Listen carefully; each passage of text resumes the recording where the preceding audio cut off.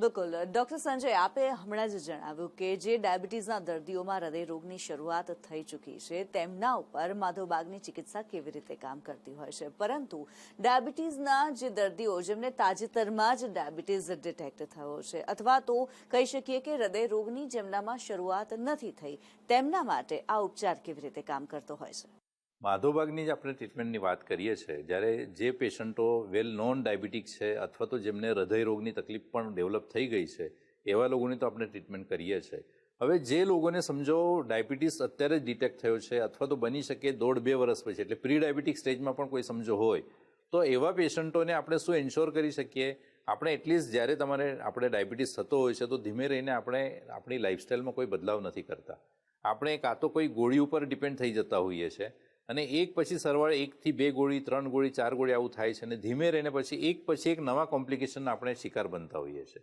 તો જેવા લોકોને આજે ખાલી ડાયાબિટીસ ખબર પડી છે તો એવા પેશન્ટોને આપણે કોલેસ્ટ્રોલ, શરીરની અંદર ચરબીનું પાચન જે થતું ના હોય એ ચયાપચય આપણે વ્યવસ્થિત મેન્ટેન કરી શકીએ છીએ. એટલે અનનેસેસરી આપણા શરીરની અંદર જ્યારે ચરબીનો સંગ્રહ થતો હોય અને એ આપણે સમજો ઘટાડી શકીએ તો આપણે ચોક્કસપણે એન્શ્યોર કરી શકીએ કે આપણે આગળ જતાં હૃદયરોગનો ચાન્સ આપણે ઘટાડી શકીએ. હૃદયરોગ માટેના જે કારણો છે, ડાયાબિટીસ છે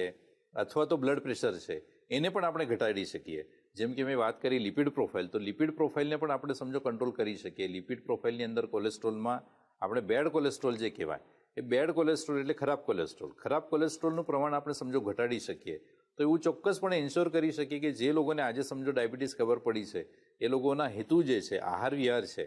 ખાવાની એક બેલેન્સ ફૂડની પરિયોજના છે, એ બધા સમજો આ બધી વસ્તુઓ સમજો ફોલો કરીએ તો આગળ જતાં હૃદયરોગનો હુમલો એમને ચાન્સ ના રહે અને સાથે સાથે આ બીજા બધા રોગ જે છે એ બધા રોગ પણ થતાં આપણે અટકાવી શકાય અને એક સારામાં સારું આયુષ્ય જીવી શકે અને સારી લાઈફ આપણે વિધાઉટ ડિસીઝ, વિધાઉટ લાઈફ આપણે જીવી શકાય છે.